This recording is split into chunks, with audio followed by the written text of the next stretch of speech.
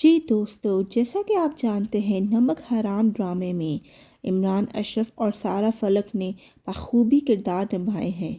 مرید اور اسما بیگم کی نہ چاہتے ہوئے بھی شادی ہو ہی جاتی ہے، کیونکہ اغوا کے ناساز واقعے کے بعد سارہ کو کوئی بھی قبول کرنے کو تیار نہیں تھا۔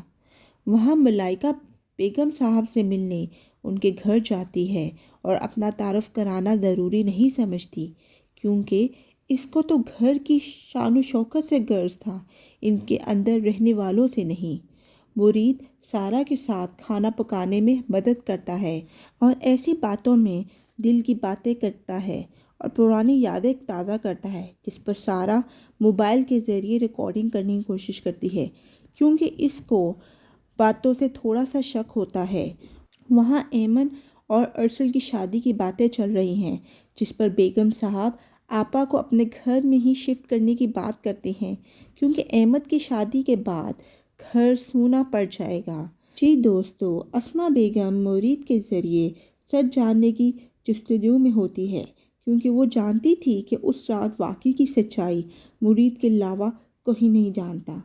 پھر مرید بھی کہہ کر ٹال دیتا ہے کہ ایک دن سچائی خود آپ کے سامنے آ جائے گی۔ مرید کی گھر ناموجودگی پر اسما گھر کی تلاشی کرتی ہے اور ایک ڈبہ ملتا ہے جس پر مرید کی ماں کی یادیں ہوتی ہیں۔ مرید اسما پر نہ چاہتے ہوئے بھروسہ کر کے سب سچائی بتا ہی دیتا ہے کہ اس واقعے کے پیچھے مرید کا ہی ہاتھ ہوتا ہے، اور دلہن بن کر جو لڑکی اس کمرے سے باہر نکلتی ہے وہ اسما نہیں کوئی اور ہوتی ہے، اور بعد میں اسما کو تھانے پھینک دیا جاتا ہے۔ پھر مرید کے کیا جانے یہ سب اسما بیگم ریکارڈ کر رہی تھی کہ اچانک موبائل کی رنگ ٹون بجتی ہے اور مرید کا بھروسہ اسی وقت ٹوٹ جاتا ہے۔ اسما بہت کوشش کرتی ہے کہ گھر والوں کو مرید کی سچائی بتائی جائے، پر مرید اس کو دباؤ میں رکھتا ہے اور اپنے آپ کو کوستا ہے کہ 27 سال کی محنت میں نے کیسے کسی پر بھروسہ کر کے ختم کر دی۔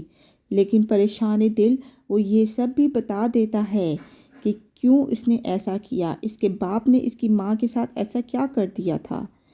کیا اس سچائی جان کر اسما بیگم مرید کا ساتھ دے گی؟ دیکھیں اگلی قسط میں۔